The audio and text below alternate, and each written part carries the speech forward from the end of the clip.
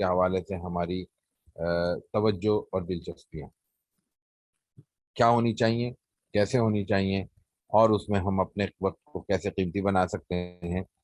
اور زیادہ سے زیادہ کیسے اس مہینے سے ہم استفادہ کر سکتے ہیں۔ یہ بات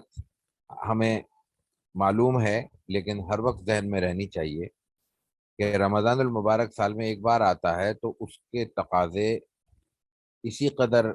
زیادہ اہمیت رکھتے ہیں یا اہمیت کے حامل ہونے چاہیے جس قدر کے کسی ایسے مہمان کی قدر و منزلت ہمارے دل میں زیادہ ہوتی ہے، یا یہ کہ اس کا خیال ہم زیادہ رکھنے کی کوشش کرتے ہیں جو بہت مدت کے بعد ہمیں ملتا ہے، یا جس سے ملاقات کا وقفہ بہت طویل ہوتا ہے۔ اس فرق کے ساتھ کہ مہمانوں کی آمد عام طور پر ان کی اپنی مرضی سے ہوتی ہے، رمضان کی آمد ایک طے شدہ شیڈول کے مطابق ہے۔ جب کوئی مہمان اچانک اپنی مرضی سے آ جاتا ہے تو اس کا ظاہر ہے کہ اس کے لیے ہمیں تیاری کا وہ موقع نہیں ملتا، یا اس قدر دل جمعی کے ساتھ ہم اپنے شیڈول کو مصروفیت میں نہیں بنا پاتے جس قدر کہ ایسی صورت میں بنانا آسان ہوتا ہے جب ہمیں سال بھر سے علم ہو کہ یہ واقعہ یا یہ کہ اتنے جلیل القدر مہمان کی آمد کب متوقع ہے۔ تو رمضان المبارک کی آمد کی تیاری کے لیے ہمیں اللہ تعالیٰ پورے 11 مہینے عطا کرتا ہے۔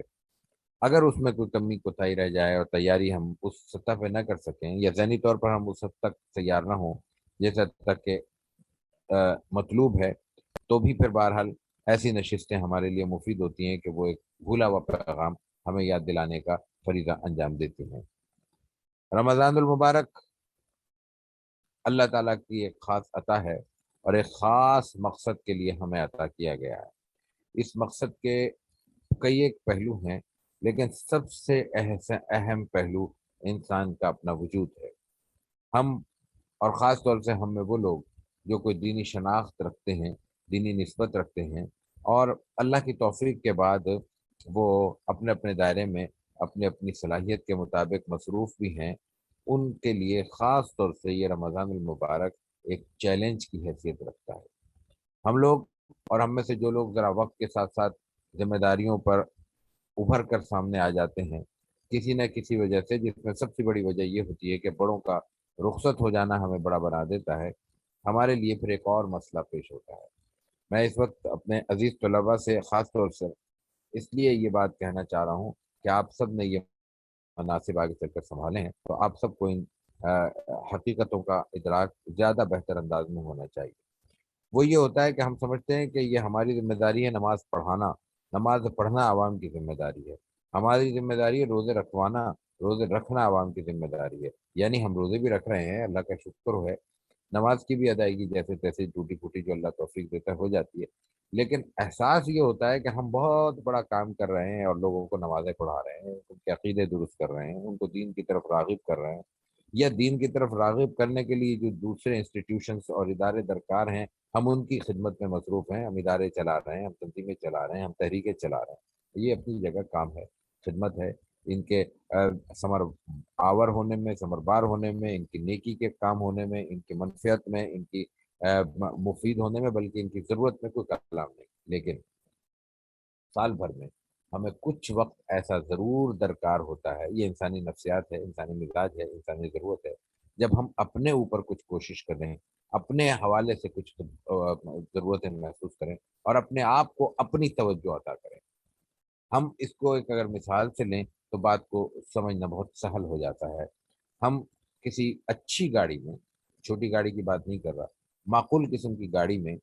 اگر ہم کسی اچھی سڑک پہ، موٹر وے اپنے حوالے سے ہم کہہ لیں، اپنے ماحول کے مطابق ہم سفر کر رہے ہیں، اس سفر کے دوران ہمارا ہدف یہ کہ ہم نے کوئی 8-10 گھنٹے سڑک پر گزارنے ہیں، مثلاً وقفے وقفے سے ہمیں رکنا بھی ہوگا، لیکن ہم نے یہ سفر 10 گھنٹے کا، 12 گھنٹے کا طے کرنا ہے۔ اب اس میں ہماری ترجیح کیا ہوگی؟ گاڑی میں مکمل طور پر فیول موجود ہے، گاڑی چلانے کے لیے جو حضرات متعین ہیں وہ اپنے فن میں طاق ہیں اور ہمارے قابل اعتماد ہیں، اور گاڑی بھی نئی ہے، گاڑی بھی قابل اعتماد ہے، لیکن اس کے باوجود بھی ہم نہ چاہتے ہوئے بھی، بے شک ہمارا اسٹیمنا، ہماری انرجی ایسی ہے کہ ہم چاہتے ہیں کہ ہم مسلسل بغیر رکے یہ 10 گھنٹے کا سفر کریں، لیکن اس کے باوجود بھی ہم چاہیں گے کہ کچھ وقفے کے بعد رک جائیں۔ اور گاڑی کو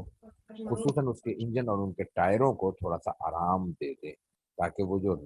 تیزی کی رفتار کی وجہ سے گاڑی کے انجن کو ایک مسلسل چلنے کے سبب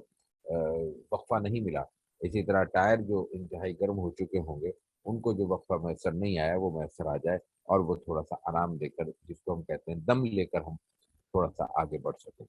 یہ کیفیت ایک بے جان مشین کی ہے، اس سے زیادہ انسانی مشین کو اس کی ضرورت ہے۔ انسانی مشین ہمارا وجود ہے، اور یہ ہمارا وجود جو صبح و شام لوگوں میں مصروف رہتا ہے، اور لوگوں میں ان کی ذمہ داریوں میں، بے شک ہم اچھے کام کر رہے ہوں تو ہم ان کی خدمت میں ہی مصروف ہوں، تب بھی ہمیں اپنے لیے جو وقت درکار ہونا چاہیے وہ وقت میسر نہیں آتا۔ جس کو ہم کہہ سکتے ہیں کہ ہمیں عوام میں رہتے ہوئے اور لوگوں میں رہتے ہوئے، ماحول میں رہتے ہوئے اپنی طرف توجہ کی مہلت نہیں ملتی۔ رمضان المبارک ہمیں یہ موقع دیتا ہے کہ ہم وہ توجہ اپنے آپ کو بھی عطا کریں۔ یہ توجہ دو طرح سے ہوتی ہے، یہ ریاضت ہے، اور یہ ریاضت دو حوالوں سے ہماری توجہ چاہتی ہے۔ ایک ہے اپنے علمی مقام اور اپنے علمی معیار کو بلند کرنا۔ ہمارے اساتذہ، ہمارے بڑے اچھے ٹرینرز، ہمارے تربیت کار، ایک وقت آتا ہے کہ ایسا محسوس ہوتا ہے کہ ان کی اپنی صلاحیت رک سی گئی ہے۔ اس کی وجہ یہ ہے کہ ہم ایک ہی بات بار بار پڑھا پڑھا کے اتنے تساہل کا شکار ہو جاتے ہیں کہ اب ہم سمجھتے ہیں کہ اب تو یہ تو کوئی مسئلہ ہی نہیں، بھائی مولانا نے کہہ دیا کہ آن لائن آ جاؤ، ہم آ کے بیٹھ گئے، جو دل میں آیا کہہ دیا۔ اب ہماری شخصیت ایسی ہے کہ کوئی ہمیں یہ ٹوکنے والا تو ہے ہی نہیں کہ بھئی یہ تم نے کیوں کہا اور یہ کیوں نہیں کہا، اور یہ بات جو 10 سال سے کہہ رہے ہو اس میں کوئی آیت کا، کوئی حدیث کا، کوئی واقعے کا کوئی اضافہ ہی کر لو، کوئی نقطہ ہی نیا پیش کر دو۔ نقطہ کہاں سے آئے، آیت ذہن میں کہاں سے آئے، حدیث ذہن میں کہاں سے آئے، اس کی تشریح میں اقوال کہاں سے آئیں، کوئی نئی فکر کہاں سے پیدا ہو، مطالعہ تو ہمارا صفر ہے۔ تو یہ اصل چیز ہے کہ ہماری توجہ اور فوکس اپنے مطالعے کی طرف ہونا چاہیے، یہ ایک پہلو ہے۔ یہ مطالعہ رمضان المبارک میں خاص طور سے قرآن کریم سے شروع ہونا چاہیے اور قرآن کریم پہ ختم ہونا چاہیے۔ ممکن ہے کہ اس کی ضرورتوں کے تحت ہم اس کے ساتھ دوسرے علوم و فنون کو بھی شامل کر لیں، لیکن خصوصاً احادیث مبارکہ اور سیرت طیبہ وہ تو اس کا مصنع ہی ہے۔ قرآن کریم کا ہی ایک تشریح کے درجے کی چیز ہے۔ قرآن کریم کو، قرآن کریم کے احکامات کو سمجھنے کے لیے جس طرح حدیث اور حدیث کا فن ناگزیر ہے، اسی طرح جناب رسول اللہ صلی اللہ علیہ وسلم کی سیرت سے واقفیت بھی ناگزیر ہے۔ تو وہ واقفیت حاصل کرنے کے لیے اگر اس کے قرآن کریم کے ساتھ ہم حدیث کا مطالعہ رکھتے ہیں، سیرت طیبہ کا مطالعہ رکھتے ہیں، یا اس نوعیت کے اور مختلف چیزوں کا، تفاسیر کا مطالعہ ہے، مختلف قرآن کریم کا علوم و فنون کا مطالعہ ہے، تو یہ خالصتاً علوم قرآن کا ہی مطالعہ کہلائے گا۔ یہ تو ایک مطالعے کا پہلو ہے، اس پر میں آگے چل کے کچھ باتیں وقت کی گنجائش کے مطابق میں مزید عرض کرنا چاہوں گا۔ میں ابھی ایک پہلے نقطے پہ آ رہا ہوں، یہ مطالعے کا نقطہ نہیں ہے، یہ نقطہ ہے اپنی توجہ، اپنے آپ پر توجہ کا خیال۔ دوسری چیز ہے اس کے ساتھ ساتھ یہ بھی یقیناً اللہ کے ساتھ تعلق میں، رسول اللہ صلی اللہ علیہ وسلم کے ساتھ تعلق میں اضافے کا باعث ہے، لیکن اس کے ساتھ ساتھ جو اہم چیز ہے وہ خالصتاً انسان کی خلوت کو منور کرنے والا نسخہ ہے، اور وہ ہے عبادت کا اصل تصور جو رسول اللہ صلی اللہ علیہ وسلم نے عطا کیا ہے۔ آپ نے جو تصور عطا کیا ہے اس میں صرف عبادت کے، یہ نماز روزے کے مسائل نہیں، ہر ایک معاملے میں جو فرض درجے کی چیز ہے اس کے لیے حکم یہ ہے کہ وہ سب کے سامنے کیا جائے، اور جو نفل کے درجے کی چیز ہے اس کے لیے حکم یہ ہے کہ اس کو خاموشی سے ادا کیا جائے۔ تو جہاں ہمیں فرض نماز کی ادائیگی کے لیے نماز مسجد میں ادا کرنے، تکبیر تحریمہ کے ساتھ، تکبیر اولیٰ کے ساتھ اس میں شرکت کی تلقین کی گئی ہے، وہیں ہمیں یہ بھی ترغیب دی گئی ہے کہ اپنے گھروں کو منور کریں، اپنے گھروں کو قبرستان نہ بننے دیں۔ قبرستان بننے کا مفہوم یہی ہے کہ ہم ان میں بھی، ان گھروں میں بھی اللہ کی یاد کو ہمیشہ تر و تازہ رکھیں۔ اب اللہ کی یاد کو تر و تازہ رکھنے کے لیے جو اہم ترین چیز، یہ ہماری اہم ترین ضرورت ہے، وہ یہ ہے کہ نوافل کا اس درجے اہتمام کیا جائے جس درجے ہم عام دنوں میں اہتمام نہیں کر سکتے۔ جو لوگوں کو اللہ تعالیٰ نے توفیق عطا کی ہے وہ تہجد وغیرہ عام دنوں میں ادا کرتے ہیں، اللہ ان کو توفیق دے کہ اس میں وہ مزید اہتمام فرمائیں۔ اگر وہ آدھ گھنٹہ اللہ تعالیٰ کے حضور جھکنے کے لیے متعین فرما سکتے تھے تو اب اس میں مزید اضافہ فرما لیں، لیکن جو ہم جیسے لوگ بمشکل نماز ہی ادا کر پاتے ہیں ان کو لیے لازم ہونا چاہیے کہ ہم اللہ کے حضور سر بسجود ہونے کے لیے فرض نمازوں کے علاوہ بھی وقت نکالیں۔ آج کل چونکہ ہمیں بہرحال رمضان المبارک میں سحر کے لیے اٹھنا ہے، تو وقت سحر ہی وقت تہجد ہے، تو بہت آسان ہو جاتا ہے رمضان المبارک میں کہ ہم اس کو معمول بنائیں، اور پھر اس کی برکت یہ بھی ہوتی ہے کہ عام دنوں میں بھی کچھ توفیق ہو جاتی ہے اور کچھ لوگوں کو اس کا موقع مل جاتا ہے کہ وہ معمول کو جاری رکھ سکے جو رمضان میں بنا ہے، لیکن کم سے کم رمضان المبارک میں یہ معمول انتہائی پختگی کے ساتھ، پابندی کے ساتھ اور دوام کے ساتھ ہمارے مزاج کا اور معمول کا حصہ بننا چاہیے کہ ہم تہجد کی نماز کو اہتمام سے ادا کریں۔ اس کے علاوہ جو مختلف مسنون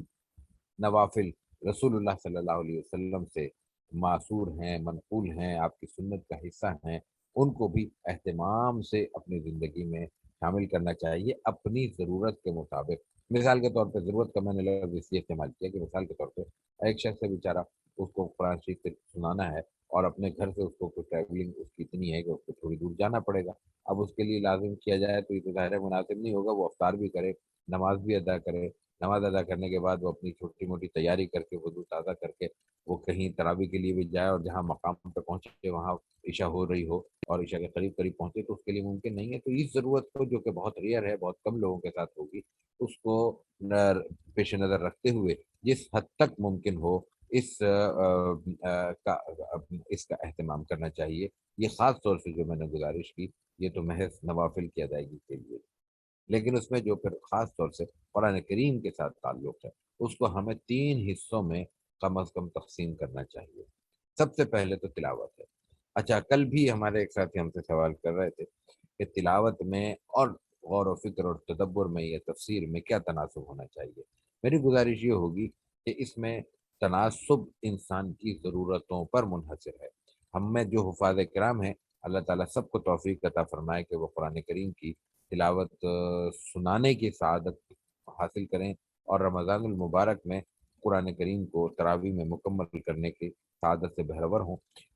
لیکن یہ ایک بڑی ضرورت ہے۔ اب اس میں کئی طرح کے لوگ ہوں گے، کچھ ہم جیسے رمضانی حافظ ہوں گے، ہمیں ذرا وقت زیادہ درکار ہوگا پڑھنے کے لیے، کچھ لوگ وہ ہوں گے ظاہر ہے کہ ان کو روز پڑھنے کا محاورہ ہوگا، ان کو بہت زیادہ ضرورت شاید نہ ہو، لیکن یہ ضرورت ذہن میں رکھتے ہوئے ہر شخص کے لیے یہ بات سمجھنا اور اس کے لیے کوئی شیڈول بنانا آسان ہو جائے گا جو کہ ہم پھر کس حد تک تلاوت کریں اور کس حد تک اس کے بعد کے مراحل میں ہم شریک ہوں۔ تلاوت سے مراد قرآن کریم کی وہ تلاوت ہے جو واقعتاً قرآن کریم کی تلاوت کا جس کو ہم حق ادا کرنا کہہ سکیں۔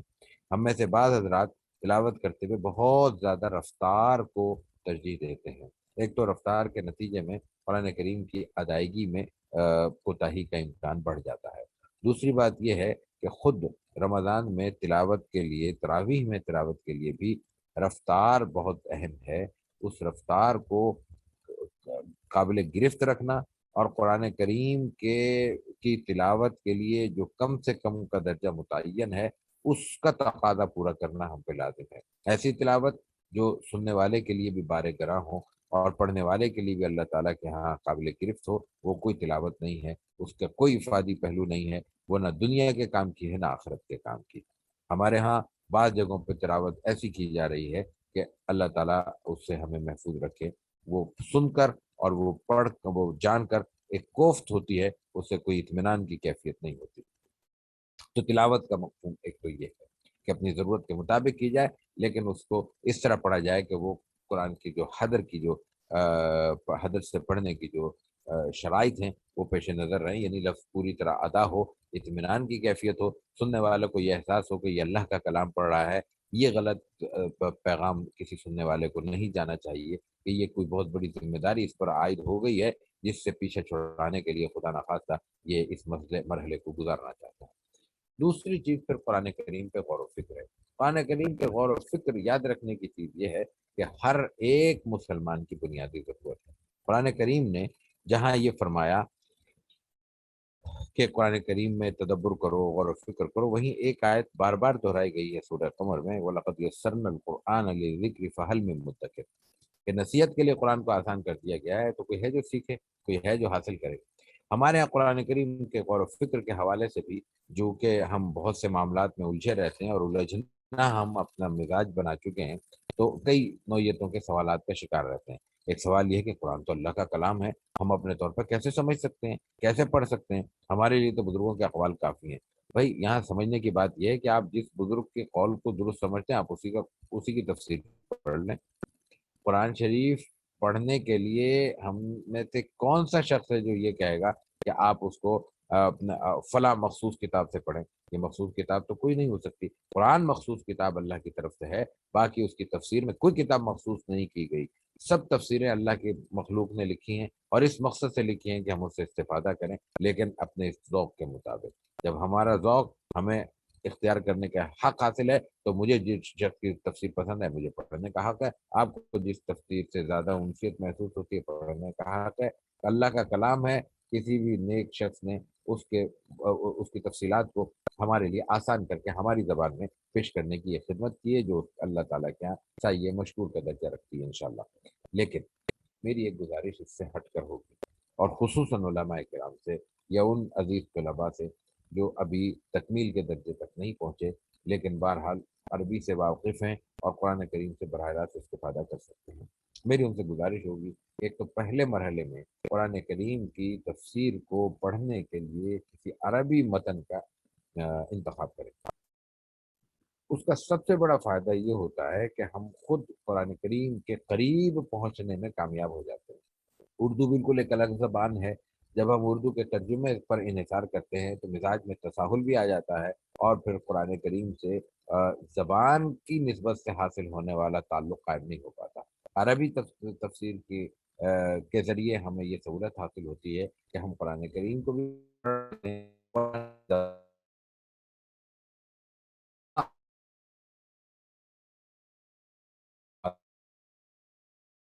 تو ضرورت سے لے کے آپ آسانی سے پوچھ سکتے ہیں، آپ پوچھ سکیں تفصیل اتنا کچھ لکھ گیا ہے، کیا اس کی ہے، کیا اور زندگی میں گزاریں، تشویش نہیں ہونی چاہیے، کیونکہ جتنا پڑھ سکتے ہیں اتنا ہماری زندگی کا حاصل ہے۔ اس لیے کچھ نہیں چاہیے کہ زیادہ سے زیادہ سمجھ میں آئے، اور جو سمجھ میں آئے اس میں وہ آگے بڑھ جانا چاہیے۔ ہم ممکن ہے کہ آج ہم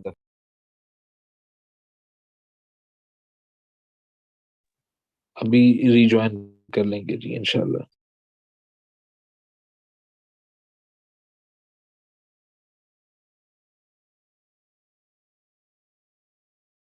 اپنی گفتگو وہیں سے شروع،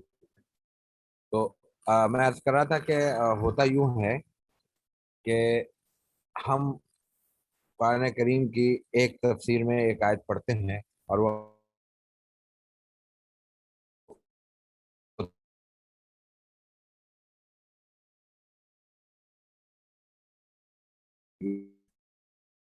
وہ بات دوبارہ جب دہرائی جائے گی تو ہو جائے گی انشاءاللہ۔ ایک بات تو یہ جو ہمیں ضمن میں مغالطے پیش آتے ہیں، ان میں سب سے بڑا مغالطہ ہے بھائی یہ جو میں نے عرض کیا کہ قرآن کریم تو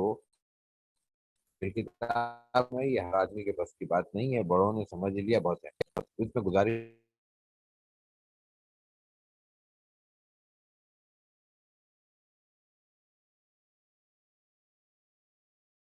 اس میں احتیاط نہیں چاہیے۔ سب سے بڑا وہی عرض کیا کہ وَلَقَدْ يَسَّرْنَا الْقُرْآنَ لِلذِّكْرِ فَهَلْ مِن مُدَّكِرٍ۔ دوسری گزارش یہ ہے کہ قرآن کریم کتاب ہدایت ہے۔ کتاب ہدایت کا مفہوم ہی یہی ہے کہ وہ ہمیں ہماری اس زندگی کو ایسے انداز میں مرتب اور منظم کرنے کے لیے رہنمائی فراہم کرتی ہے کہ یہ زندگی ہماری اخروی زندگی کی کامیابی کی بنیاد بن جائے۔ یہ ہدایت کا بنیادی مفہوم معلوم ہوتا ہے۔ اب اس کے لیے قرآن کریم نے ہدی للناس بھی فرمایا ہے، ہدی للمتقین بھی فرمایا ہے۔ یہ قرآن کریم کے دو عمومی اصطلاحات ہیں۔ ہدی للمتقین تو سورہ بقرہ کے بالکل شروع میں فرمایا، اور اس کی وضاحت بھی کر دی کہ یہ ہدایت ہے متقین کے لیے۔ تو متقین سے کیا مراد ہے؟ قرآن کریم کہتا ہے کہ یہ متقین کے لیے ہدایت ہے، اور متقین کون ہیں؟ الذین یؤمنون بالغیب، بن دیکھے وہ رب پر ایمان لاتے ہیں۔ بن دیکھے کیوں لاتے ہیں، یہ پھر کبھی تفصیل سے بات کریں گے انشاءاللہ۔ پہلی بات الذین یؤمنون بالغیب، بن دیکھے اللہ پر ایمان لاتے ہیں، غیب پر ایمان لاتے ہیں۔ ویقیمون الصلاۃ، نماز قائم کرتے ہیں۔ ومما رزقناہم ينفقون، جو اللہ نے رزق عطا کیا ہے اس میں سے خرچ کرتے ہیں۔ والذین یؤمنون بما انزل الیک، جو کچھ آپ کی طرف نازل کیا گیا ہے اس اس پر ایمان لاتے ہیں۔ وما انزل من قبلک، آپ سے پہلے جو اتنے جلیل القدر انبیاء کرام مبعوث ہوتے رہے ہیں، لاکھوں کی تعداد ہے ان کی، جو صحیح تعداد صرف اللہ ہی کو معلوم ہے، ان کو جو کچھ آپ نے احکامات عطا کیے، ان کی تفصیل کا کیا، جزیات کا، اس کے اجمال کا بھی ہمیں علم نہ ہو، وہ سب کے سب پہ ہم ایمان رکھتے ہیں۔ وبالآخرۃ هم یوقنون، چھٹی شرط یہ ہے کہ آخرت پر یقین رکھتے ہیں، یعنی یہ سب کچھ دنیا دار العمل ہے اور ایک دار الجزا ہے، جہاں ہمیں پہنچ کر اللہ کے حضور اپنے ایک ایک لمحے کا، اپنی خلوت کا، اپنی جلوت کا امتحان دینا ہوگا اور حساب دینا ہوگا۔ اللہ تعالیٰ اس مشکل مرحلے سے ہم سب کو عافیت سے گزارے، بلکہ بلا حساب و کتاب ہم سے اپنا کرم کا معاملہ فرمائے۔ تو وہ یوں کون ہیں؟ یہ جو 6 شرطیں پورے کرنے والے ہیں، قرآن کریم کی زبان میں یہ متقین ہیں، اور ان متقین کے لیے قرآن کریم کتاب ہدایت ہے۔ یعنی یہاں متقین سے مراد اولیاء کی وہ فہرست نہیں ہے، انبیاء کرام یا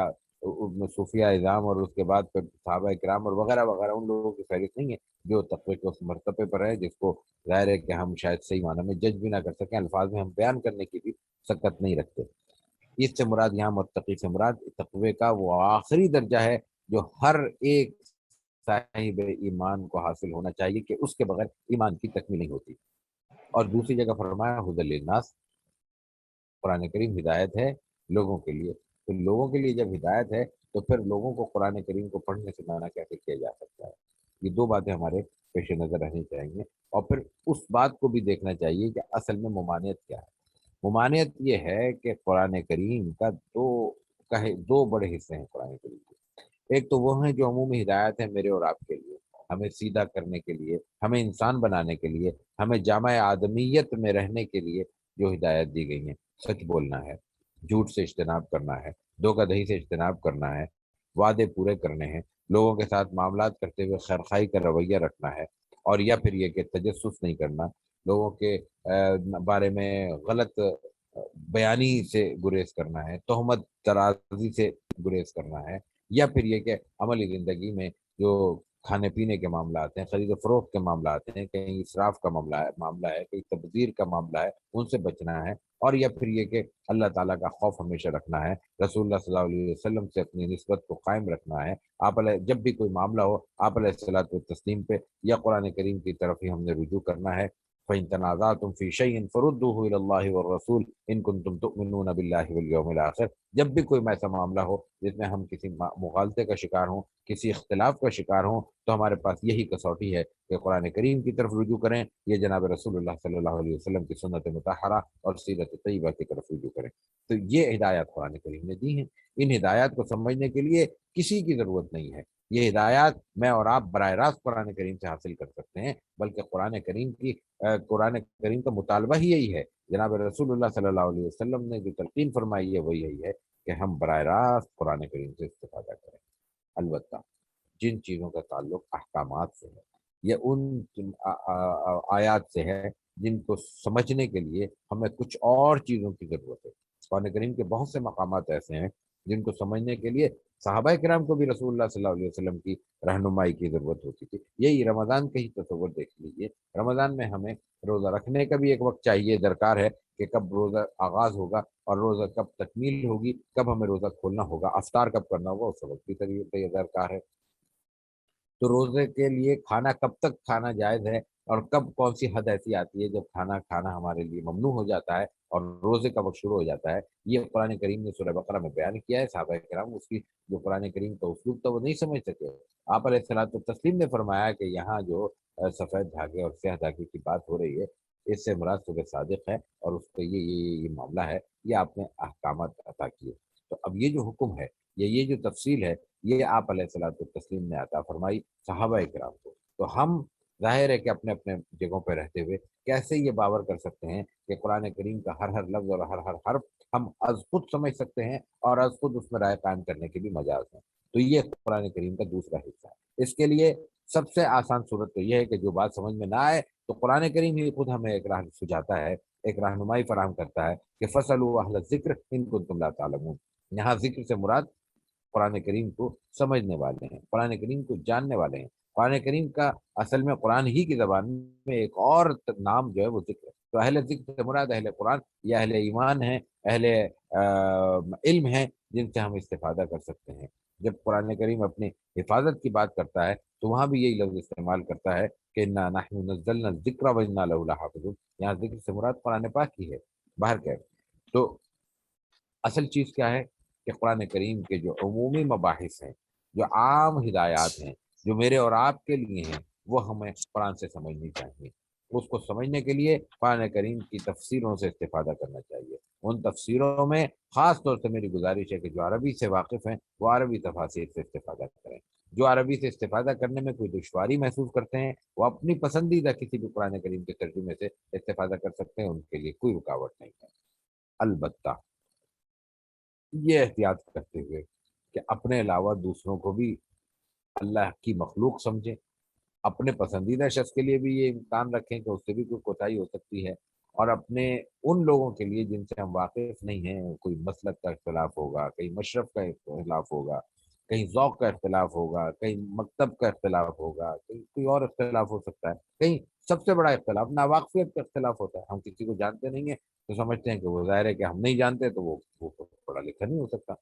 کسی کے بھی پڑھے لکھے ہونے کے لیے اب جو نئی شرط کا اضافہ ہوا ہے ہمارے ماحول میں وہ یہ ہے کہ وہ اپنا کو پڑھا لکھا ہونا ہم پر ثابت بھی کرے۔ جب تک وہ ثابت نہیں کرتا تو یقیناً وہ گناہ گار ہے یا کم از کم پڑھا لکھا نہیں ہو سکتا۔ تو یہ کیفیت ہمارے پیش نظر نہیں ہونی چاہیے، ہمارے ذہنوں میں یہ بات ہونی چاہیے کہ اللہ کی مخلوق بہت ہے اور ہمارا ہر ایک سے واقف ہونا ممکن ہی نہیں ہے۔ ایک ہے نا کہ واقف نہ ہونا کیا امکان ہے، واقف ہونا ممکن ہی نہیں ہے۔ کتنے ہی جو صحیح معنی میں خدام علم و فن ہیں وہ اپنے اپنے کونوں میں بیٹھے ہوئے ہیں، آج بھی وہ حجرہ نشین ہیں، ان کو جا کر دیکھنا، ان کو تلاش کرنا ہماری ذمہ داری تو ہے۔ ان کو اس سے قطعاً کوئی دلچسپی نہیں ہوتی کہ کوئی شخص ان کے پاس آتا ہے ان سے استفادہ کرتا ہے یا نہیں کرتا، وہ اپنے کام میں مصروف ہے۔ یہ قرآن کریم کا دوسرا ترجمے کا پہلو ہے۔ اس کو بھی میں پھر دو حصوں میں تقسیم کرتا ہوں اور میں جلدی سے اپنی بات آگے بڑھاتا ہوں۔ پہلی منزل یہ ہے کہ تلاوت کے بعد لازم کیا جائے کہ ہم کم از کم ایک بار قرآن کریم کو ترجمے سے رمضان میں ضرور مکمل کریں گے۔ یہ تو ہے ترجمے کا معاملہ، اور اس ترجمے میں ہم تھوڑی سی تفسیر اور تشریح بھی شامل کر سکتے ہیں، لیکن جو اصل چیز ہے وہ تشریح اور تفسیر سے اگلے مرحلے کی چیز ہے، وہ ہے قرآن میں تدبر۔ یہ مشکل کام احتیاط کا بھی تقاضا کرتا ہے، لیکن اس کے لیے جو تجویز میرے ذہن میں آتی ہے وہ یہ کہ جب بھی ہم ترجمہ پڑھ رہے ہوں تو یہ سوچ کر پڑھیں کہ ہمیں اس سے اللہ کے کلام کو سمجھنا ہے۔ جب ہم یہ ذہن میں رکھیں گے کہ ہم یہ سمجھنے کے لیے پڑھ رہے ہیں تو از خود ایسے مقامات آئیں گے جہاں ہمارا ذہن رکنا شروع ہوگا۔ جہاں ہمارا ذہن رکتا ہے وہاں غور کریں کہ یہاں ہمارے لیے کیا ہدایت مل رہی ہے۔ بات سمجھ میں آئے قبول کر لیں، سمجھ میں نہ آئے آگے بڑھ جائیں اور اپنی کوشش جاری رکھیں۔ پھر اس میں اگر کوئی چیز ایسی ذہن میں آتی ہے جو اس سے پہلے لوگوں کے ذہنوں میں نہیں آئی، لیکن اس کا اب تک جو تفسیر کا تعلق ہے یا تفسیر کا جو اب تک کا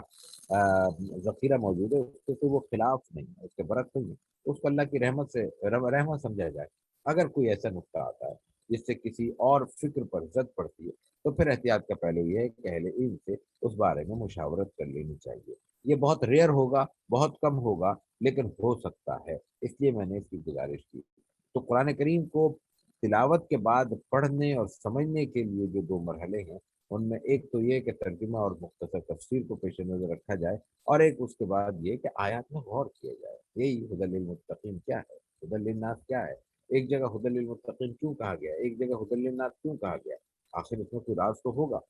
قرآن کریم میں لفظ بہت بڑی چیز ہے، کوئی حرف بھی نہ ضرورت سے زائد ہے نہ ضرورت سے کم ہے، کوئی حرف بھی تبدیل کیا گیا ہے تو اس کے پیچھے ایک معنی ہے۔ بہت سی ترکیبیں قرآن کریم میں ایسی ہیں جن میں ایک ایک حرف یا ایک ایک لفظ کے فرق سے جملہ آیا ہے، بظاہر ترجمہ وہی ہوتا ہے، لیکن کیوں، اس کی حکمتیں مفسرین نے لکھی ہیں۔ ان کو غور و خوض کے ساتھ اگر ہم ذہن میں بٹھانے کی کوشش کرتے ہیں تو از خود ذہن کی تشکیل ایسی ہونا شروع ہو جاتی ہے کہ وہ ایسے پھر نئے زاویے بھی وہ ڈھونڈنا شروع کر دیتا ہے، اور پھر انسان تلاوت کرتے ہوئے غور و فکر کرتے ہوئے ترجمہ کرتے ہوئے ان پر رکنا شروع ہو جاتا ہے۔ یہ قرآن کریم کا معاملہ ہے۔ تیسری ایک اور چیز ہے، قرآن کریم کے تلاوت اور عبادت، خاص طور سے نفلی عبادت کے ساتھ جو اہم ترین چیز ہے وہ انسان کا ان سب چیزوں کے ساتھ اصل مقصود اللہ سے اپنا تعلق استوار کرنا ہے۔ اگر یہ تلاوت رسمی ہے، اگر یہ نماز اور نوافل رکھنی ہے تو بے شک ہم تہجد کی 4 رکعت کی جگہ 8 رکعت اور 8 کی جگہ 12 رکعت ادا کر رہے ہوں، بے شک وہ آدھے گھنٹے کی جگہ ہم 1.5 گھنٹہ لگا رہے ہوں، لیکن اگر اس کے نتیجے میں ہم میں کوئی خشیت کی کیفیت میں اضافہ نہیں ہوتا، خوف خداوندی میں اضافہ نہیں ہوتا، قرب خداوندی کی کیفیت محسوس نہیں ہوتی، تو پھر یہ توجہ کی چیز ہوگی کہ شاید ہم اپنا مقصود حاصل نہیں کر پا رہے۔ لیکن یہاں بھی ایک چیز غور کرنے کی ہے کہ یہ معاملہ انسان کو بعض اوقات نفسیاتی بھی بنا دیتا ہے۔ میں تو اتنے عرصے سے نماز پڑھ رہا ہوں، مجھے تو کچھ نظر ہی نہیں آ رہا۔ یہ نمازیں اور یہ عبادتیں تو کچھ نظر آنے کے لیے نہیں ہیں۔ ہم صوفیہ کے تذکرے، علماء کے تذکرے پڑھتے ہیں، ان کو کوئی خواب ہو گیا، کسی کو کوئی رنگ نظر آ گیا، کسی کو کوئی اشارت ہو گئی، ہم سمجھتے ہیں بس عبادت کا مفہوم یہی ہے۔ یہ اللہ تعالیٰ کی طرف سے الگ سی ایک آزمائش ہے، یہ عنایت نہیں ہے، یہ آزمائش ہے۔ وہ ان بزرگوں کا مقام اتنا تھا کہ وہ ان آزمائشوں سے بڑی خاموشی سے اور بڑی کامیابی سے گزر گئے، ہم تو یہ برداشت ہی نہیں کر سکیں گے۔ 2 منٹ میں ہمیں شیطان کہیں سے اٹھا کے کہیں پٹک دے گا، اس لیے یہ ان میں سے کوئی مقصود نہیں ہے۔ تو قرب سے مراد پھر کیا ہے؟ اگر یہ رنگ نہیں ہے اور اگر یہ رونقیں نہیں ہیں، اگر یہ خواب نہیں ہے، تو پھر قرب سے مراد کیا ہے؟ قرب سے مراد صرف ایک کسوٹی ہے، ایک عمل ہے، اس کے علاوہ اور کچھ نہیں ہے۔ وہ یہ کہ یہ رمضان کی یکم ہے، یہ رمضان کی آج 5 تاریخ ہے، ان 5 تاریخوں میں اس رقم رمضان سے پہلے کا میری زندگی کا طور طریقہ کیا تھا اور آج میرا طور طریقہ کیا ہے؟ کیا اس وقت مجھے گناہ کرتے ہوئے خوف خدا ہوتا تھا آج، اور آج ہوتا ہے یا نہیں ہوتا؟ جتنا مجھے پہلے کسی گناہ پہ کرتے ہوئے خوف محسوس ہوتا تھا آج اتنا ہی ہوتا ہے یا اس سے کم ہوتا ہے؟ میں جب کسی اور اپنے جیسے انسان سے بات کرتا ہوں تو میرا رویہ کیا ہوتا ہے؟ کیا اس کو دھتکارتے ہوئے، اس کو ڈانٹ ڈپٹ کرتے ہوئے، اس کو حقارت سے دیکھتے ہوئے مجھے آتا ہے کہ اسی طرح کا میں بھی انسان ہوں؟ اگر یہ خیال بھی آتا ہے تو یہ اس کا مفہوم یہ ہے کہ مجھ میں انسانیت موجود ہے۔ اس کے باوجود بھی انسان بعض اوقات غصہ بھی ہو جاتا ہے، بعض اوقات ڈانٹ ڈپٹ کرنی بھی پڑ جاتی ہے، لیکن یہ احساس موجود ہے کہ یہ میں جو کچھ کر رہا ہوں یہ میں اپنے جیسے انسان پہ کر رہا ہوں، اور جیسے مجھے اس پر قدرت ہے اس سے کوئی مناسبت ہی نہیں ہے جتنی قدرت میرے رب کو مجھ پر حاصل ہے۔ تو پھر اس کا مطلب ہے کہ ہماری انسانیت برقرار ہے۔ اب اس کیفیت میں مزید کتنا اضافہ ہو رہا ہے، یہ رمضان کی کسوٹی ہے۔ یہ اس کیفیت میں اضافہ روزے سے بھی ہوگا، عبادات سے بھی ہوگا، اور پھر ایک اور چیز سے اضافہ ہوگا، وہ ہے انفاق کا عمل۔ قرآن کریم میں بھی جیسے ہم نے دیکھا کہ ابھی یہ ابتدا کی آیتوں میں سورہ بقرہ میں اللہ تعالیٰ فرماتا ہے کہ وَمِمَّا رَزَقْنَاهُمْ يُنْفِقُونَ، اس کی ترکیب بھی غیر معمولی ہے اور ہمارے لیے توجہ طلب ہے۔ وَمِمَّا رَزَقْنَاهُمْ يُنْفِقُونَ یعنی جو رزق ہم نے عطا کیا ہے اس میں سے تم دیتے ہو۔ مطلب یہ کہ یہ کوئی اللہ کا احسان نہیں ہے، ہم اپنے طور پہ کما کے اللہ کو نہیں دے رہے، یہ خود پہلے سے ہمیں عطا کی ہوئی وہ دولت ہے جو اللہ ہی نے ہمیں عطا کی ہے، اور ہمیں کہا گیا ہے کہ اس میں سے کچھ خرچ کر دو۔ 2.5% تو جو عام طور پہ زکوٰۃ کا نصاب ہے وہ تو دینا ہی ہے، وہ تو جس کے پاس پیسے ہیں وہ صاحب نصاب ہے اس کو تو دینا ہی ہے۔ یہاں انفاق سے مراد اس سے بڑھ کر ہے۔ کوئی اگر ہمیں ضرورت مند مل جاتا ہے اس کے روزہ کھولنے کا اہتمام کیا جائے، ضرورت مند مل جاتا ہے، غریب کے پاس کپڑے لتے نہیں ہیں تو اس کا اہتمام کیا جائے، اور پھر خاص طور سے عید کے موقع پر ایسے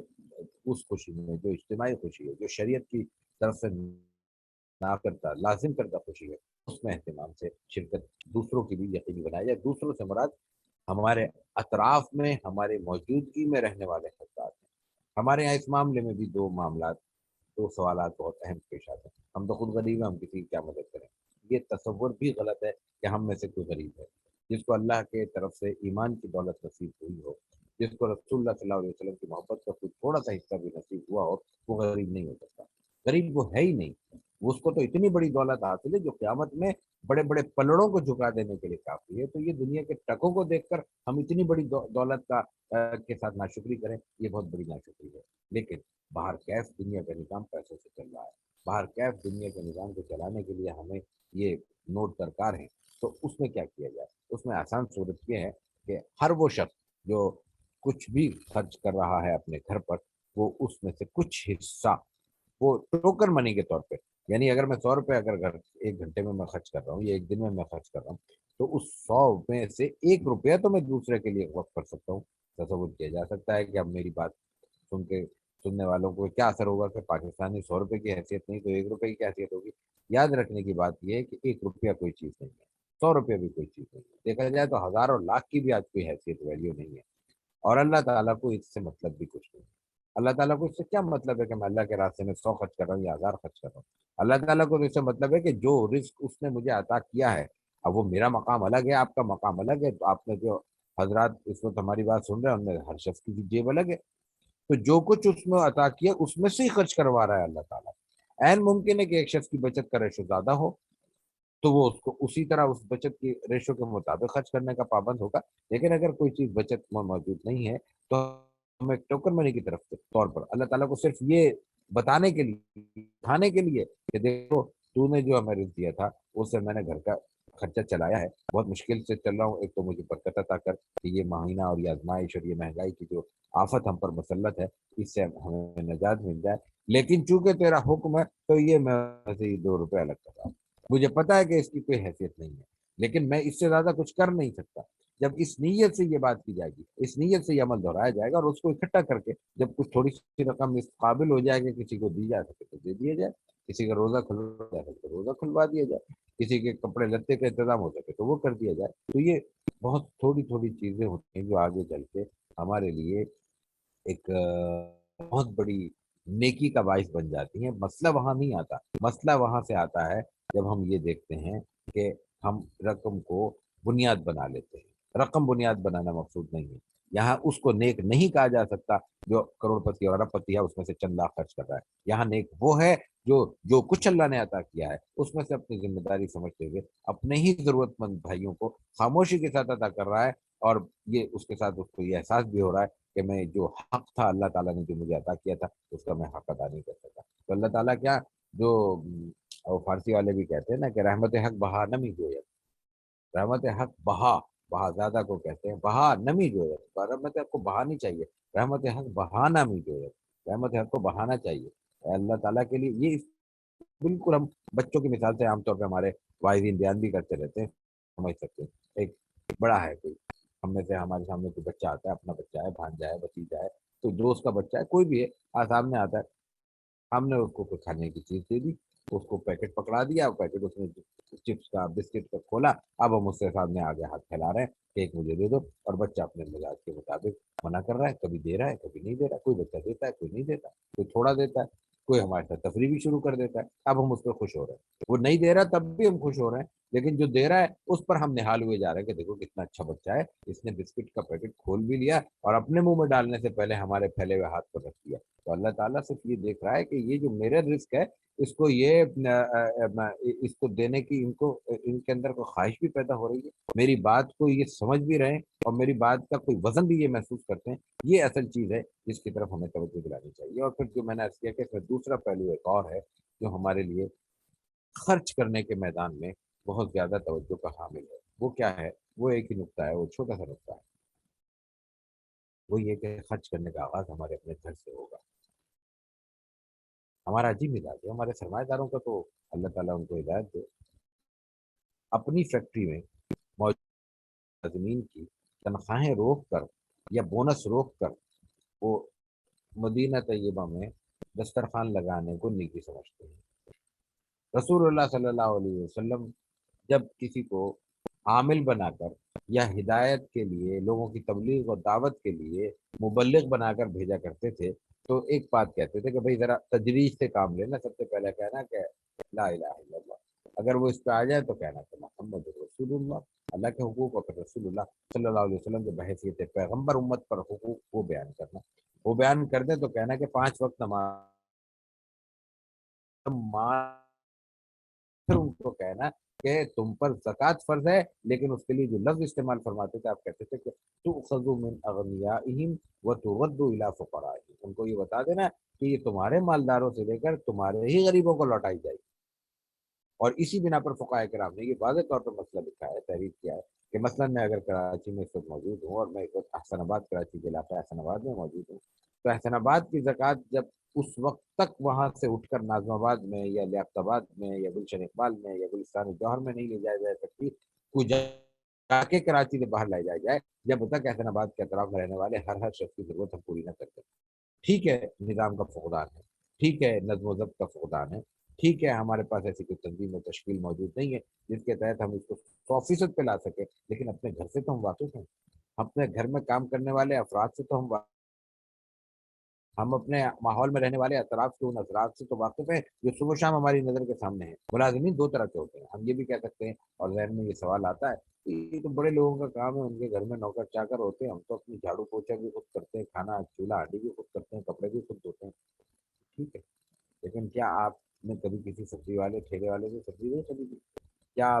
کبھی آپ نے اپنے گھر کا سامان بیچنے کے لیے کسی کوڑے والے کو یا کباڑی کو نہیں مدعو کیا؟ کیا کبھی آپ کے ہاں کام ہو رہا ہو تو کبھی آپ کو پلمبر کی ضرورت نہیں پڑی، الیکٹریشین کی ضرورت نہیں پڑی، یا اور 10 طرح کی ضرورت ہے؟ کوئی باہر کا گٹر رک جاتا ہے تو جمعدار کو بلاتے ہیں، صفائی کے لیے ضرورت پیش آتی ہے کسی لیبر کو بلا لیتے ہیں۔ یہ سب لوگ جو باقاعدہ ہمارے ساتھ اٹیچ ہیں، یعنی بار بار آنے والے لوگ ہیں۔ ایک تو نا ون ٹائم ہم نے منزل، ایک گھر کی منزل بنانی تھی تو راج مزدور ہم نے بلا لیے، وہ آئے چلے گئے، دوبارہ پتہ نہیں نصیب سے ملیں گے، عموماً تو کوئی نہیں ملتا دوبارہ، لیکن ان کی بات کس طرح ہے؟ یہ جو لوگ کام کرنے والے ہیں، اس نوعیت کے افراد تو ہمارے ساتھ بار بار اٹیچ اور رابطے میں رہتے ہیں۔ پھر جو بڑے حضرات ہیں، جو جن کا تعلق ہے، جن کو اللہ تعالیٰ نے اپنی پیسے کی نعمت سے نوازا ہے، ان کے پاس تو ظاہر ہے کہ پھر مختلف ہے، کوئی فیکٹری مل ہونا رہے، اس کے پاس ملازمین کی ایک بہت بڑی تعداد ہے، کوئی بہت بڑی تجارتی چین چلا رہا ہے، یا اپنی ایک دکان ہے، شاپ پہ اس کے 4 آدمی کھڑے ہیں، تو وہ اس کے ملازم تو ہے نا، ان کے حقوق اس پر اسی طرح لازم ہے جیسے اس کی اولاد کے حقوق لازم ہے۔ ان کے دکھ درد کا خیال رکھنا، ان کے گھر بار کا خیال رکھنا، ان کے بال بچوں کا خیال رکھنا، ان کی بیماری اور تعلیم کا خیال رکھنا اس پر لازم ہے۔ وہ محض یہ معاملہ نہیں ہے کہ ہم ان کو تنخواہ دے کر مطمئن ہو جائیں، یقیناً تنخواہ دینے کے بعد ہمیں اطمینان ہو جانا چاہیے اگر ہم پر وقت دے رہے ہیں اور ان کی صلاحیت اور ضرورت کے مطابق دے رہے ہیں، لیکن پھر بھی اگر اضافی ضرورت پیش آتی ہے اور وہ ہم دینے کی پوزیشن میں ہیں، تنخواہ تو ہم نے جو طے کی ہے وہ تو لازم ہے ہم پر دینی، ورنہ کام بند کر دیں، لیکن اگر اس کے علاوہ دینے کی پوزیشن میں ہے تو بجائے اس کے کہ ہم جا کے اب پاکستان سے اٹھ کے کسی اور ملک کو دیں اور کسی اور ملک سے اٹھ کے کسی اور بر اعظم میں جائیں، سب سے پہلے ہمیں اپنے ملک، اپنے علاقے، اپنے محلے اور اپنے لوگ، اپنے دوست، اپنے احباب کو دیکھنا ہوگا۔ اور پھر اس میں بعض لوگوں کی کوتاہی ایک عجیب و غریب ہے، ایسا کم ہوتا ہے لیکن ایسا ہوتا ہے، بعض لوگوں کو دور کے لوگ پسند آ جاتے ہیں، سمجھ میں آ جاتے ہیں، عزیز و اقارب سمجھ میں نہیں آتے۔ عزیز و اقارب سے پہلے بعض لوگ تو اپنے گھر بار پر خرچ کرنے کو بڑی عجیب سی نظر سے دیکھتے ہیں، یہ بات نامناسب ہے۔ رسول اللہ صلی اللہ علیہ وسلم نے تو یہ تک فرمایا ہے کہ انسان جو اپنے گھر بار پہ، یعنی اپنے آل اور اولاد پہ، بیوی اور بچوں پہ جو خرچ کرتا ہے اس کو صدقے کا ثواب ملے گا۔ ہم روپے 2 روپے خرچ کر کے تصور کرتے ہیں کہ ہم نے صدقہ کر لیا، اور وہ جو لاکھوں روپے، ہزاروں روپے ہم اپنے گھر والوں پہ لٹا رہے ہوتے ہیں، ان میں ذہن میں بھی نہیں ہوتا کہ یہ کوئی صدقے کی صورت ہے۔ تو یہ ایک صدقے کی شکل ہے، یہ انفاق کی ایک صورت ہے جس پہ ہمیں غور کرنا چاہیے۔ اور پھر اس حوالے سے جو میں آخری گزارش عرض کرنا چاہوں گا، وہ بھی رمضان کا ایک خاص پہلو ہے، وہ ہے خدمت کا تصور۔ انسان انسان کے لیے بنایا گیا ہے، انسان انس کے ساتھ بنایا گیا ہے۔ انسان کا دل اگر کسی دوسرے انسان کی تکلیف کو دیکھ کر تڑپتا نہیں ہے تو یقین مانیے کہ ہمارے ایمان کی کمزوری ہے۔ ایمان سے بھی پہلے ہمارے انسان کی کمزوری ہے، ہماری انسانیت ڈاواڈول ہے، مشکوک ہے، اگر ہمیں کسی دوسرے انسان کی کسی ضرورت کو دیکھ کر دل میں درد نہیں ہوتا، تکلیف نہیں ہوتی، اس کا دکھ اپنا دکھ محسوس نہیں ہوتا۔ مسلمان کی حیثیت سے تو قرآن کریم کو دیکھیے، رسول اللہ صلی اللہ علیہ وسلم کی احادیث میں تو مسلسل یہ بات بیان ہوئی ہے کہ انسان جو ہے نا دوسرے کے لیے، کبھی فرمایا کہ وہ جسد واحد کی طرح، ایک انسان دوسرے انسان کے لیے ایک جسم کی طرح آپ نے فرمایا، اور جسم کے لیے پھر آپ نے مثال یہ دی کہ اگر اس کو کوئی بخار ہو جائے یا کوئی اور طبیعت ناساز ہو تو جیسے اس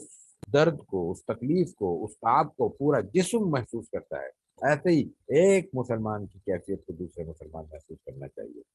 تو یہ جو خدمت کا تصور ہے، یہ تو بہت سی صورتوں میں بغیر پیسے خرچ کیے ہوتا ہے، بہت سی صورتوں میں ہمیں وقت بھی نہیں لگانا پڑتا، کسی شخص کی ضرورت کے وقت، کسی بیماری کے وقت، کسی حاجت کے وقت، کسی انتہائی کمزور حالات کے وقت صرف 2 جملے ڈھارس بندھانے کے لیے کہہ دیے جائے، صرف یہ کہہ دیا جائے کہ میرا فون آپ کے لیے آن ہے، آپ جب حکم کریں میں حاضر ہو جاؤں گا، آپ کو کوئی تکلیف کی ضرورت نہیں، آپ کو پیناڈول کی 2 گولیاں بھی درکار ہے تو میں حاضر ہوں۔ یقین کیجیے، یہ جو قرآن کریم میں ایک لفظ آتا ہے نا سفر ہجرت میں، اللہ تعالیٰ نے فرمایا، رسول اللہ صلی اللہ علیہ وسلم کے الفاظ نقل کیے ہیں قرآن کریم میں کہ جب حضرت ابوبکر صدیق رضی اللہ تعالیٰ عنہ نے دیکھا کہ مسلسل کوئی نہ کوئی صورت پیش آ رہی ہے اور کفار بالکل غار ثور میں قریب آ چکے ہیں، تو وہ ظاہر ہے کہ ان کی پریشانی فطری تھی۔ اس وقت رسول اللہ صلی اللہ علیہ وسلم نے فرمایا تھا کہ اذ یقول لصاحبہ لا تحزن ان اللہ معنا، یہاں جو میں اس گفتگو کی مناسبت سے جو میں عرض کرنا چاہوں گا، اس میں فرمایا ان اللہ معنا، اللہ ہمارے ساتھ ہے، یہ کیا تھا؟ ظاہر ہے کہ اب ایک مسلمان کی حیثیت ہے تو میرے ساتھ بھی ہے، آپ کے ساتھ بھی ہے۔ یہاں رسول اللہ صلی اللہ علیہ وسلم نے حضرت ابوبکر صدیق کو یہ کیوں فرمایا؟ اصل میں معیت رب کی کیفیت کی طرف ان کو متوجہ کرنا مقصود تھا، جو اس پریشانی کی وجہ سے شاید اس سطح پہ موجود نہیں۔ معیت رب ہے، انسان جو دنیا میں اب کسی بھی لمحے پریشانی کا شکار ہوتا ہے وہ عام طور پر وسائل کی عدم فراہمی سے ہوتا ہے، لیکن اس سے بھی زیادہ جو اس کو پریشانی لاحق ہوتی ہے، وسائل کے ہوتے ہوئے بھی جب انسان ڈپریشن میں چلا جاتا ہے، انزائٹی کا مریض بن جاتا ہے، وہ اصل میں اس کی تنہائی کا احساس ہوتا ہے۔ اور مستقبل کے حوالے سے جو چیز ان کو مایوس کرتی ہے وہ تنہائی ہے۔ میرا کیا بنے گا، میں کیا کروں گا، مجھے کچھ ہو گیا تو پھر کیا ہوگا، میرے آگے کوئی نہیں ہے، میرے پیچھے کوئی نہیں، یہ جو تنہائی ہے۔ ایک سرمایہ دار کا تصور کیجئے کہ جس کا بینک بیلنس کروڑوں میں ہے، لیکن وہ بستر پہ تنہا پڑا ہے، اور برابر کے بیڈ پر، برابر کی سائڈ ٹیبل پر اس کی پیناڈول کی گولیاں موجود ہونے کے باوجود، پانی کی گلاس ہونے کے باوجود، وہ اتنی قدرت نہیں رکھتا کہ برابر سے ہاتھ بڑھا کے وہ پیناڈول کی گولیاں کھا لے، اور ایک شخص ایسا نہیں ہے جو اس کو یہ فریضہ انجام دے۔ اس شخص کی مایوسی کا کوئی مقابلہ نہیں کیا جا سکتا، اور اس شخص کو نارملائز کرنے کے لیے انسانی ماحول میں، انسانی معاشرے میں دوبارہ سرگرم کرنے کے لیے بہت بڑی طاقت اور بہت زیادہ اس کو توجہ کی ضرورت ہوگی۔ لیکن اس کے برعکس ایک شخص ہے، اس کے پاس کچھ بھی نہیں، وہ کملا ہے ہماری طرح، اب اس کو کیا ہے معاملہ، لیکن اس کے ساتھ محبت کرنے والے لائن سے کھڑے ہیں، پرواہ نہیں ہے ہمیں فکر کی، کیوں ایک نہیں ہوگا 4 کو بلا لیں گے، 10 ایک کو آواز دیں گے 10 آ جائیں گے الحمدللہ۔ یہ جو کیفیت ہے یہ ہمارا حوصلہ بڑھاتی ہے، اب پھر مایوس انسان مایوس نہیں ہوتا۔ تو اصل کیفیت یہ ہے کہ خدمت کی بنیاد اس ہمدردی اور مواسات پہ ہونی چاہیے، اسی لیے اس کو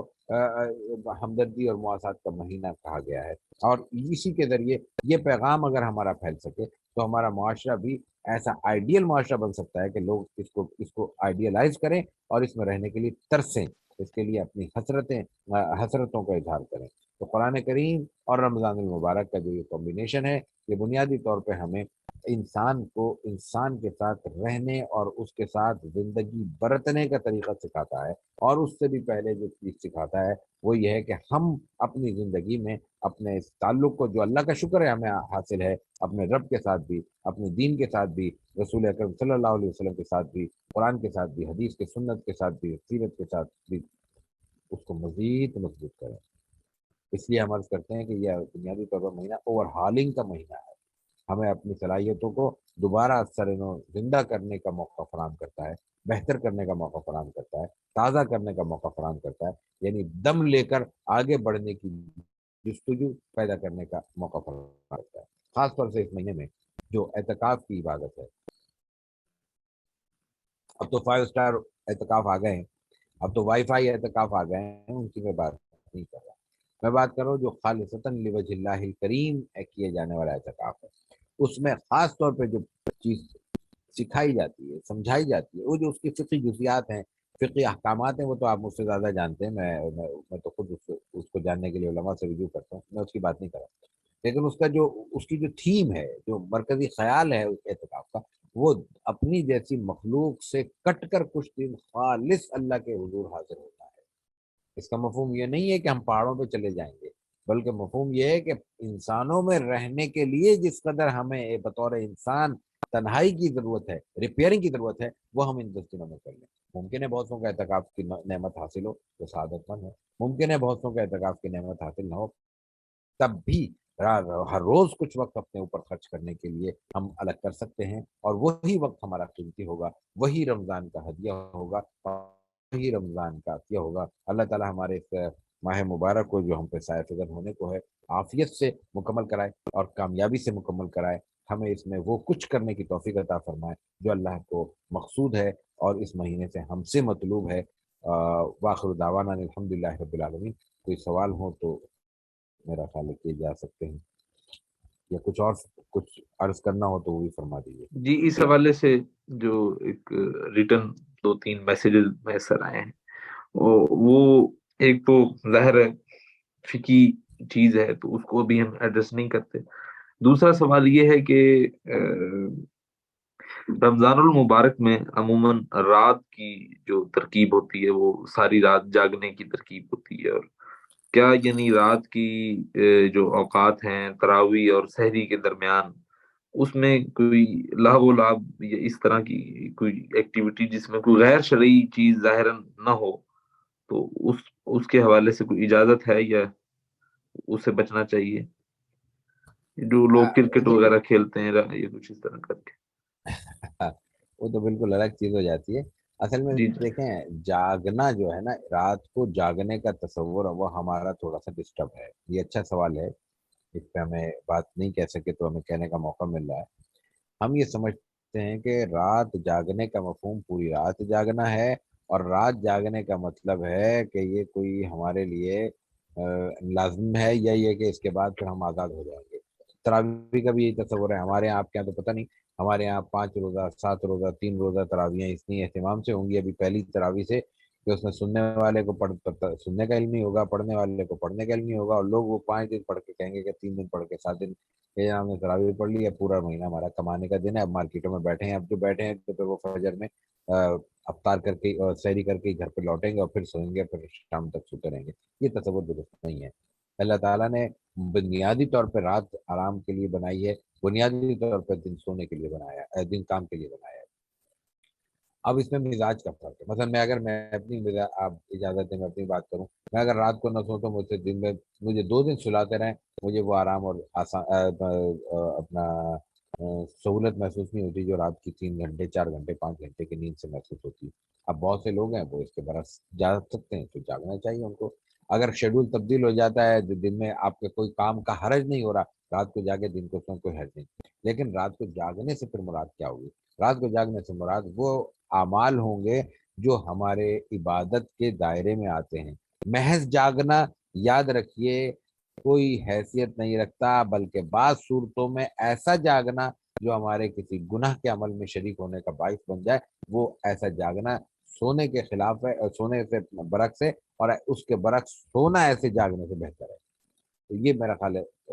ذہن میں رہے گا تو انشاءاللہ کوئی اشکال نہیں ہوگا. جی، جی ایک اور واٹس ایپ پہ ہمیں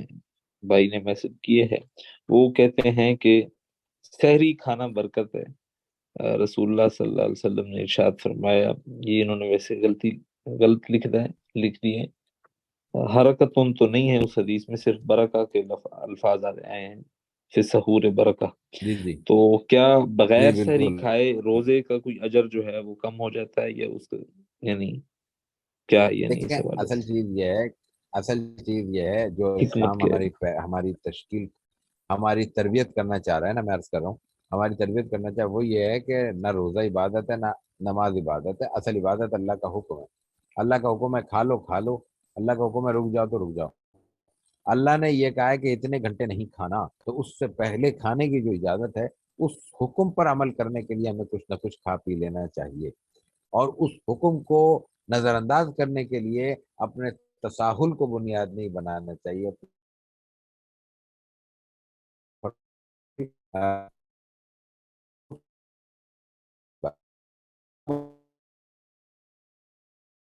کوئی ویسے سیری نہیں کر سکتا، پڑے گا ان شاء اللہ اجر ملے گا. ایک وہ شخص ہے مجبوری نہیں ہے، مطلب ویسے ہی آدمی سوتا ہے کیا حالات میں پھنس گیا تو مجبوری میں آ جائے، کوئی حرج نہیں ہے. روزہ رکھنا ہے، سیری نہیں کی کوئی حرج نہیں.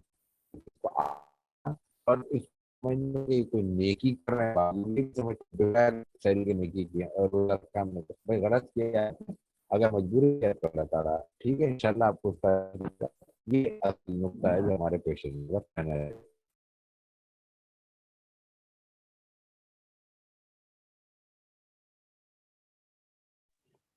جی، اور اگر احباب کے سوال ہوں جو ہمارے ساتھ جامعہ سے بڑی تعداد میں موجود ہیں، تو وہ بھی کوئی اپنا سوال بھیجنا چاہیں، وائس کے ذریعے ممکن نہیں ہے،